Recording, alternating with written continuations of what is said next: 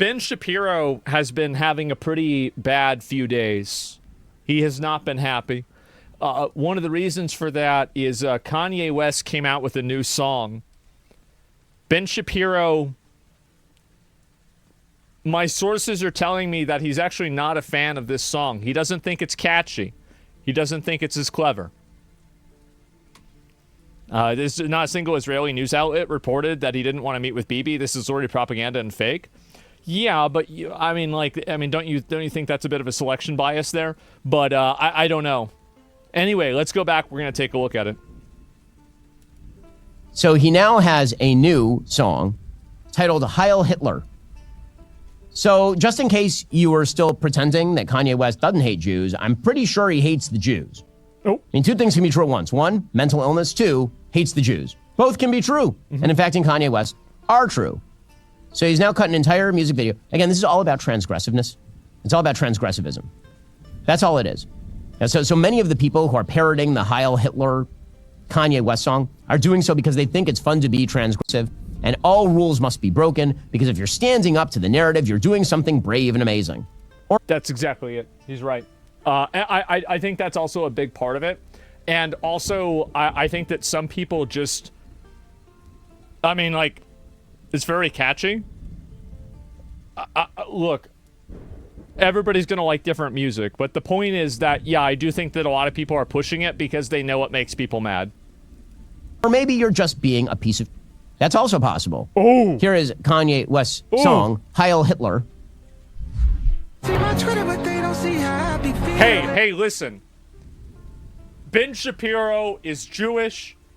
If he's watching it, I can watch him watch it, right? I feel like that's okay. So I became a Nazi, yeah. I'm the villain. You got the pass? Yeah, he's giving us the pass.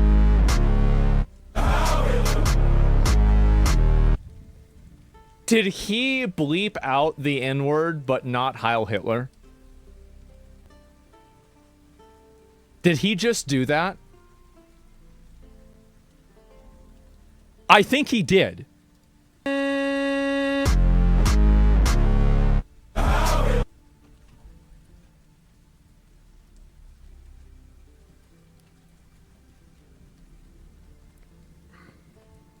It doesn't get better than this.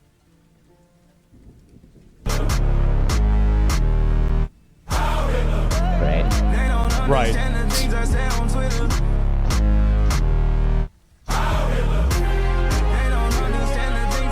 So the actual line is N-word Heil Hitler.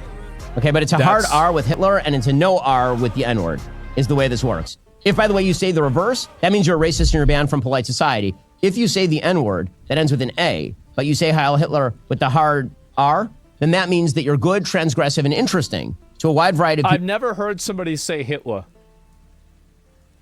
I've never heard somebody say that. Have you ever heard somebody say that? I didn't know you can say Hitler with the hard R. This is like meta anti-Semitism I didn't even know about. People apparently on both right and left. So that's exciting stuff. I'm glad that we've decided to do this as a society. And social media, of course, has exacerbated all of this because transgressive behavior gets clicks, it gets attention. Yes. That, of course, is why Andrew Tate, one of the most vile people in social media, decided that, he's constantly piggybacking on the social media attention whoredom of others. So here he was, jumping in a fancy car in UAE, I believe this is, while playing the Kanye West song. Because So Andrew Tate... Okay, all right, I've got to see this. The best people are of a piece.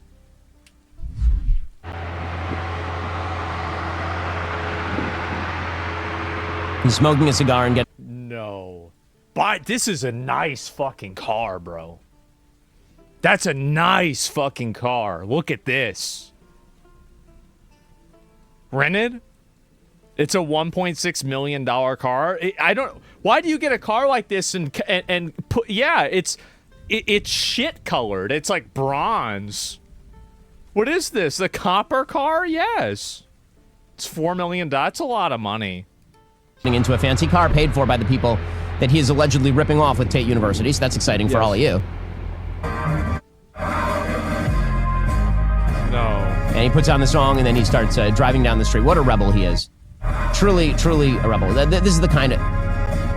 Now, the social media scene has made the world so much better. By the way, if you think this has no bleed over, why are we paying attention to this? Because social media popularity now translates into mainstream breakthrough. We have seen this. We have seen people who were completely anonymous 2 years ago, who, because of the bizarre algorithmic boosts provided by X and TikTok, have now become kind of internet famous. And then they make a breakthrough into actual famous podcasts, for example. Yeah. That's what happens. Yeah, that's what happens. And who cares? No, the thing is that, like, he's right. Like, I think Ben, like, I like some things he says. I don't like some other things he says, right? And what's crazy to me about this is that, well, actually, I'm going to find this one on YouTube afterwards, and then we're going to get into a little bit more internet fame has killed real celebrities. I feel like the one person who's like a real legit celebrity now, like, if I could say it would be any one guy from the internet, you know it, I know it, everybody knows it, Speed. It's Speed. Speed's the guy, right? Speed is the guy. Now, you've got other people like Kai, Logan Paul, Mr. Beast, a couple of other ones, maybe once, or, you know, maybe I would say, but I really think it's Speed. I think Speed is the one that moved from clout to fame. I do. I love Speed. And suddenly they're showing up, and you're like, who is this? I love the content creator I Show Speed. Into actual famous podcasts, for example, and suddenly they're showing up, and you're like, who is this person? Why is this person here? And the answer is they got a lot of clicks. There is an interesting racial breakdown. Black Americans, over a fifth of them say Hitler had some good ideas. Presumably Kanye is in that category. 19% of Hispanic Americans said the same. Just 9% of white Americans said the same. So, I don't know, put me on the side of people who say Hitler actually did not have good ideas. His ideas were trash. And the people who support them today are trash. And the people who invoke them today as some sort of progressive strike against the leftist machine. There are so many ways to oppose leftist censorship. Valuable ways to oppose leftist censorship. There are so... I think the reason why, like, and the thing is that, like, he's right about all of this, but the problem is that I think a lot of people have become more frustrated with the fact that playing inside of the rules hasn't gotten them what they've wanted. So I think people are effectively throwing the rule book out. They're taking the Overton window and just fucking taking a sledgehammer to it and saying, you know what, this is our new favorite song now, and deal with it. And I think that's really where the problem is that a lot of people are sick of living within the confines of their own mind. They're sick of being told what to think. They're sick of being told what to say, etc. People, wait, no, I'm not, I don't think this is a Jewish thing at all, right? Like, I'm not a JQ enjoyer. I'm not into that. But you guys talking about, like, oh, people are starting to notice. You actually think that I'm not noticing, you're noticing? Do you really think that I am so... You don't think that I'm racist enough to notice that you're being racist? You're insulting me by even typing that in my chat, because the implication is that I wouldn't notice that you're being racist. This is an insult to my credibility. So stop it. So many things that can be said that the left doesn't want you to say that actually have inherent real value. Yeah. And then there are mentally ill people warbling into a microphone using autotune. By the way, I hope that whatever Kanye is making off his songs, he's paying a percentage to autotune. Because my goodness, autotune is basically writing his songs for him. Ever at since this point. 808s and Heartbreak, right? I mean, like, let's be honest. Like, that album, and by the way, that album came out the year I graduated high school. I mean, that shit went hard as fuck. And so anyway, like, yeah, for sure. But, like, I mean, at the same time, like, let me see how many people, let me actually look this up and figure this out. And let's look at some of these searches. How many Jews were in Iraq? How many trans people are in the U.S.? How many weeks in... Wait. No, never mind. Never mind. That was not me. That doesn't have the clock on it. I did not look that up. That was not me. I did not need to look that shit up, okay? Give me a second. Let me ask, how many people have listened to how many people have listened to Kanye West's new song. Heil Hitler. All right. Oh, uh-oh.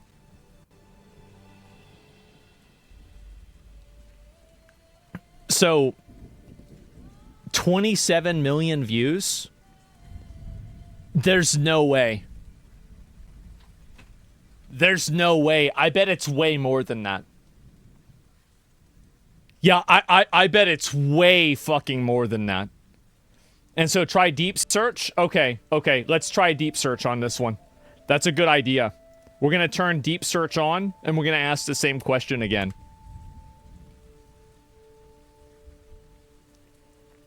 Because I really, every stream platform banned it. That doesn't matter. People are still going to find it in other places. That's what I would say. The videos were deleted multiple times on YouTube. How do you even measure that with all the different ways audio can be shared? Well, that's why you have AI to do it. They do all the work, and all I do is sit here and act like everything they're saying is true. It's that simple, guys, obviously. Because rarity. Well, I think that this song has been very popular. I do. And I don't know what to say about that. But I think that really it's just... And I think that also, like, Ben is right that, like, the popularity of the song is more than anything a refutation of, like, cultural norms, more so than the popularity of the song. Like, I do think there's a big component of it that's, like, definitely that, right? Ben's just a hater. I mean, but you can see why. Can you see why a Jewish person wouldn't like the fact that a song called Heil Hitler is popular? Like, I mean, like, that's, I feel like that's pretty fair, right? I mean, fuck, guys. Like, that's pretty fucking fair. Yeah, I'm joking. Exactly. Yeah, I don't blame him. Yeah, like, I get it. And it's a novelty based on who made it. Yeah, I think so. Fair enough. And, but still, fuck Ben Shapiro. Well, I'll look at the Israel thing he was saying before, and then after that, we'll go back and we'll find this here. Okay, we're gonna get a big number on this.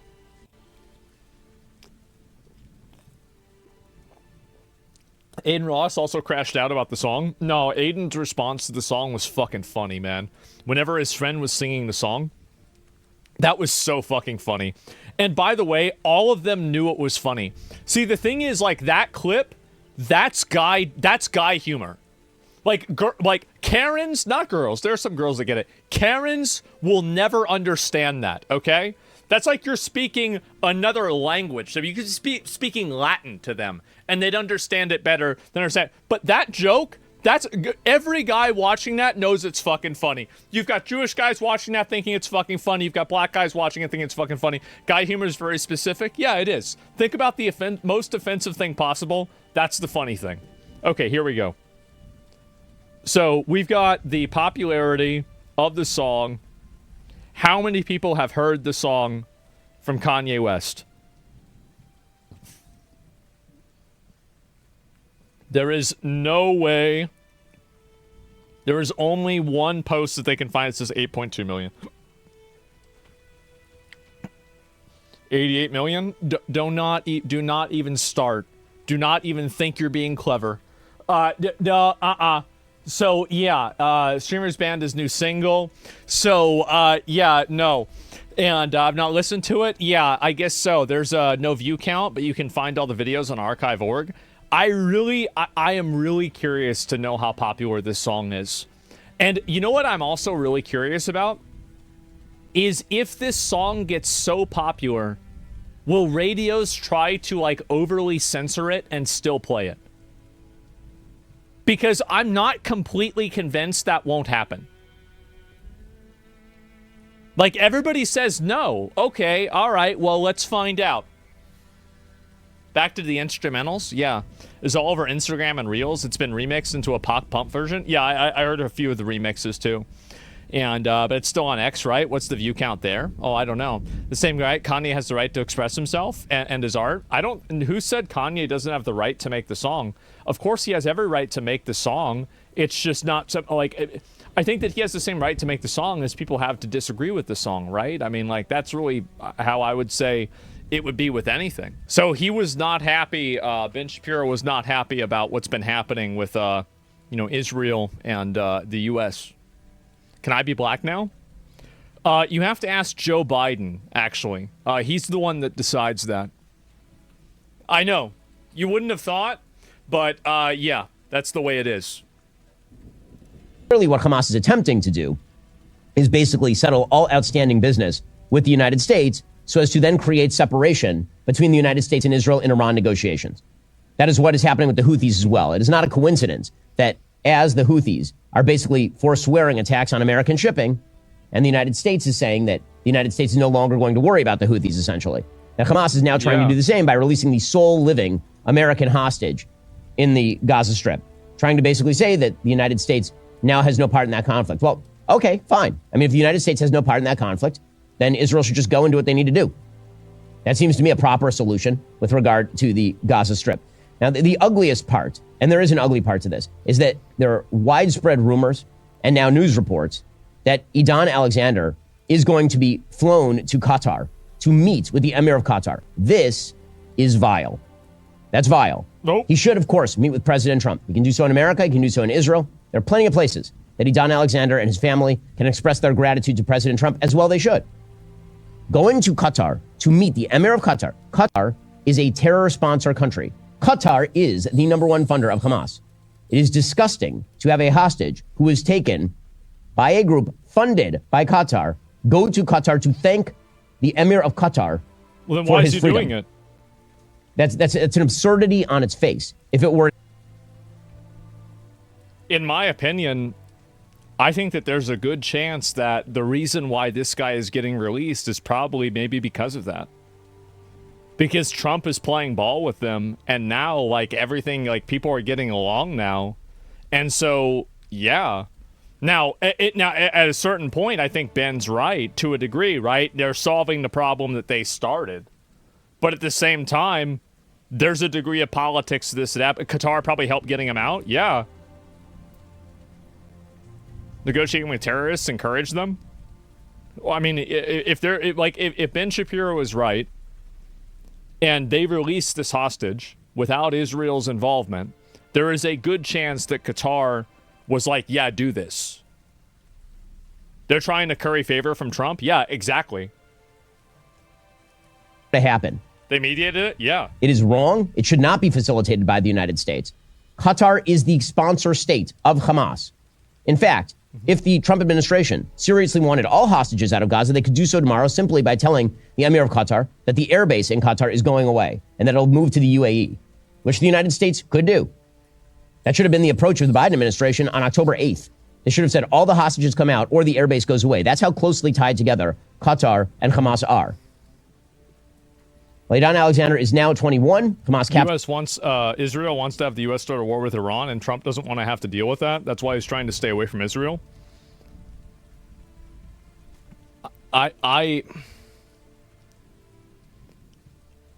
Yeah. That could be true. Maybe. Captured him when he was 19, October 7th, 2023, of course. Now, all of this has some wider ramifications with regard to negotiations in the Middle East. Again, Steve Witkoff continues to say ridiculous things publicly. So Steve Witkoff... He's crashing out about this. He is not happy at all. Has he commented today about the situation and the speech? And Team Trump, we're starting right now. No, not really a whole lot. He's saying, it's not a whole lot.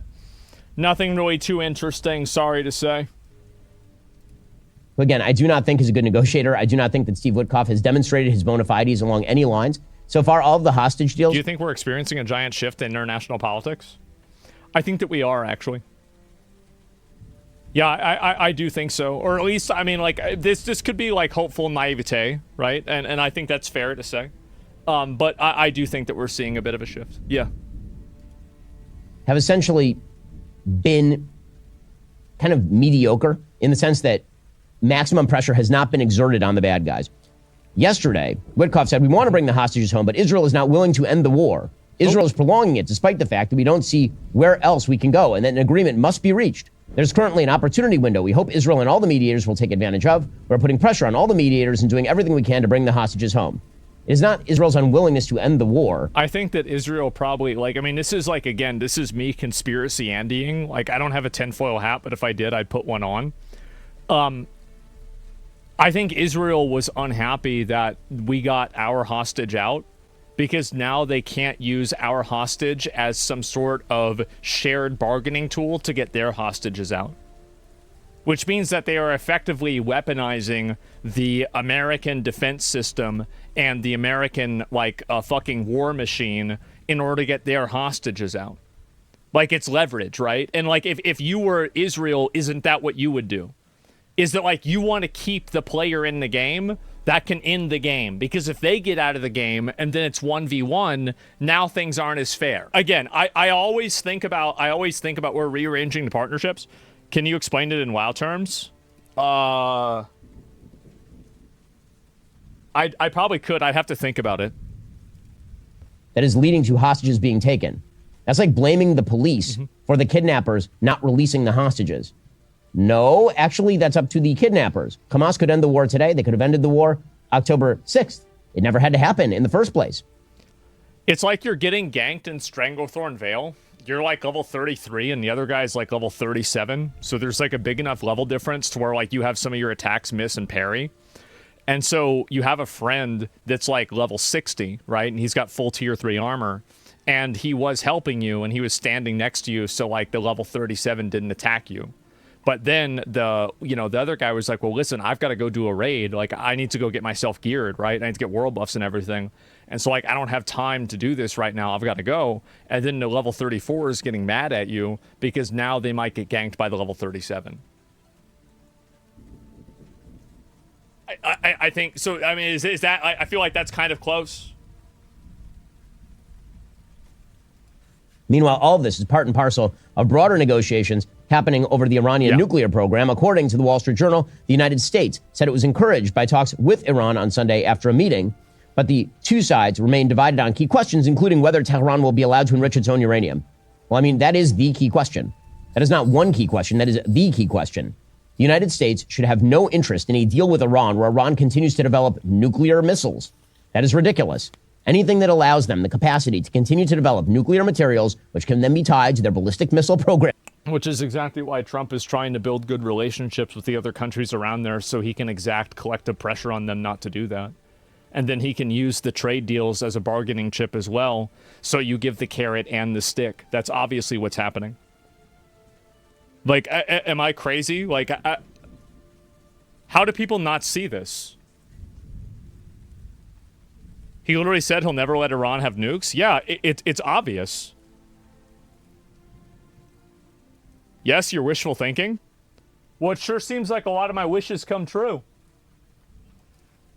Is insane. The United States should not be party to that. That is the JCPOA. That is the thing that Donald Trump labeled the worst deal in history. The United States should not be conceding points to the Iranian government.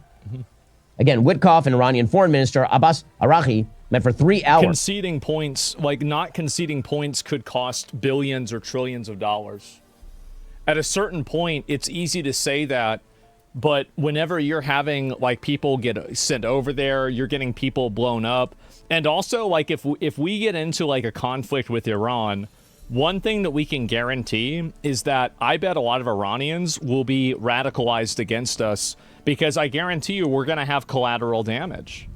Like, we're going to hurt people there. And a lot of Iranians, like, I know a lot of Iranians personally. Every single Iranian that I know is like super American, like some of the most patriotic people that I know. Like, we don't want to alienate them. Like, and also it's not like they have this huge long history of being this oppressive government or whatever. The fact is that this was in 1979. Many people that are alive today remember before this happened. So to act like they have some kind of collective guilt that we want to like force it on them is bullshit. It's total bullshit. Yeah, and it's like, oh, well, we shouldn't negotiate with them. That's easy to say whenever you're not the one that's going to have to fight the war and spend all the fucking money and all the resources on it.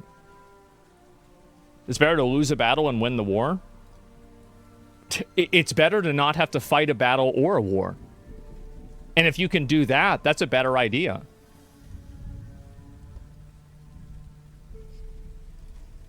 in the Omani capital of Muscat in their fourth round of negotiations since April 12th.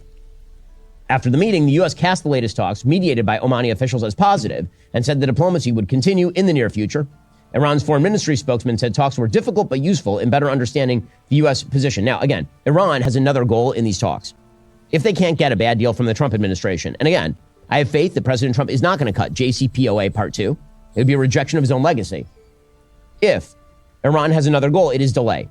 And a delay for Iran is as good as a deal. In October, the JCPOA period ends. At that point, they can simply rush to a bomb. Now, they could just rush to a bomb right now as well. They could simply violate whatever is left of the JCPOA, and they could rush to a bomb. Herein lies the problem. Right now, there's a window of opportunity for anyone who wishes to end the Iranian nuclear program. That window of opportunity exists because Israel eviscerated a few months back Iran's entire air defense program. So the skies over Iran are totally clear right now. Not only that, but Iran still has not developed retaliatory capacity that would deter action by, say, Israel. If Iran is capable of standing the Israelis down by negotiating with the United States for prolonged periods of time, that is their win. Simply the negotiations being dragged out over a lengthy period of time is something the Iranians are going for pretty clearly. The two sides are still very far apart on the question of whether Iran gets to retain its nuclear enrichment program. I'm telling you, they want the U.S. to fight Iran so badly. Bro wants war with Iran so bad. Is this guy suggesting war? Yeah, he's saying that we should bomb the shit out of them. Which is like, obviously, it would be better to bomb the shit out of them than let them have a nuclear bomb. I think most people agree with that.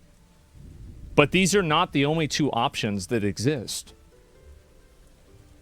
Like, and again, I think that Americans have been trained in a lot of years over, I think ever since September 11th, Americans have been trained that every form of negotiation is either full capitulation or an act of engagement. And I think that what that's done is that's made a lot of people rich. That's what's happened. It's made a lot of people rich, and it's killed a lot of people here. And over there, too, by the way. This dichotomy is not real. Can you blame Americans, though? I mean, look, it goes back and forth, right? But, like, he's suggesting that we kill millions so Iran doesn't get nukes. That's insane. Well, again, like, I would be, like, to an extent, I would be okay with us. If we had to use military power to stop Iran from getting nukes, I would fall off on the side that that's justified. But I wouldn't commit to that unless I, like, really thought about it more. Like, that's my shoot from the hip opinion. But, like, that's not the only option, and that shouldn't be the first option. That should be the last option. Yeah, it's the whole point. Yeah, exactly. That's the last option is fight. Yeah, why would you do this at the beginning? We already tried that. It didn't work. Yeah, that's the whole reason why Trump is trying to build this coalition of other Middle Eastern countries that are invested in America so he can put collective pressure on Iran. That's obviously what's happening. Like, well, that's why he's got them all clapping along with Iran doesn't have nuclear weapons. Most of the Middle East hates Iran. Sure. But I think that, again, most of the Middle East probably would also look at the America as the aggressor whenever they're bombing Iran. That's the issue, is that, yes, they might not like Iran, but at the same time, if we come over there and we start bombing them, that's going to change the perspective of those people there. Absolutely. Do they? I think the people there will think that, yeah, for sure. Perception's everything. Yeah, it is. Your chat's insane if they think the Middle East hates Iran more than the U.S. after all the wars. I mean, can you blame them? Really? Koff has sent mixed messages himself because, again, he has no expertise in any of these issues.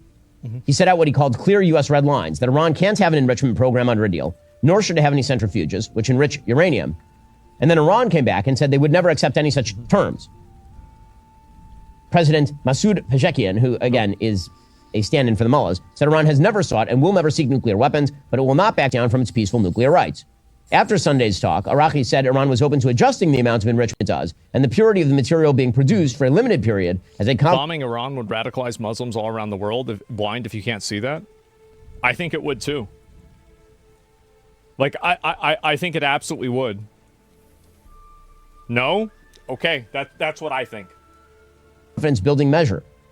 But he said there is no room for discussion about Iran's continued domestic enrichment. So what exactly is Iran giving away that makes Steve Witkoff and company optimistic in any way? Again, this is just so Iran can delay. And if President Trump doesn't want to bomb Iran, which again he has set out as sort of binary, there's a third option here, by the way, which is that the United States maintains maximum pressure on Iran, and then Israel goes and attacks the Iranian nuclear facilities. I think that is actually the most likely outcome here if I'm just gaming out the possibilities for the next several He's probably right about that. months.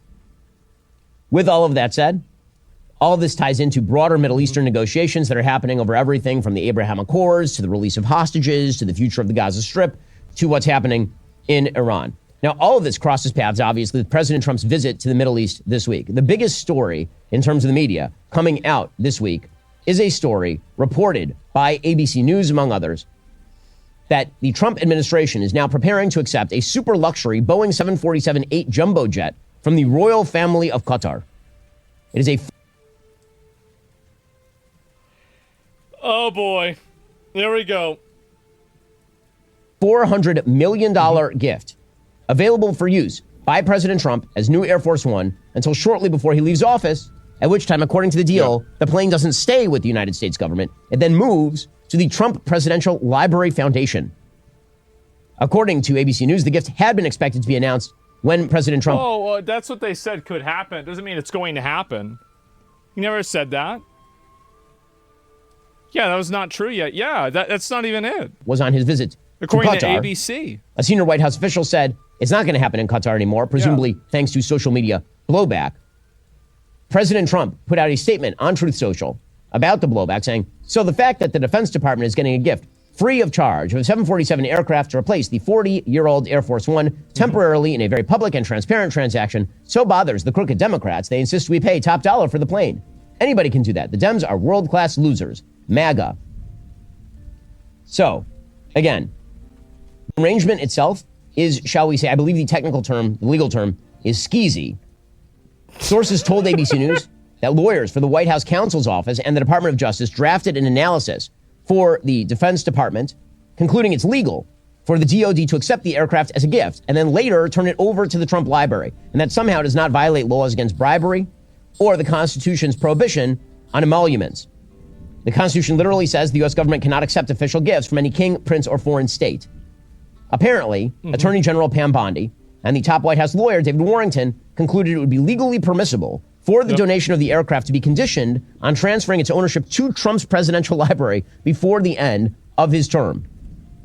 And apparently, Pam Bondi, who it should be mentioned at this point was once an actual FARA registered agent acting on behalf of the government of Qatar, provided a legal memorandum addressed to the White House counsel's office last week after Warrington asked her for advice on the legality of the Pentagon accepting such a donation.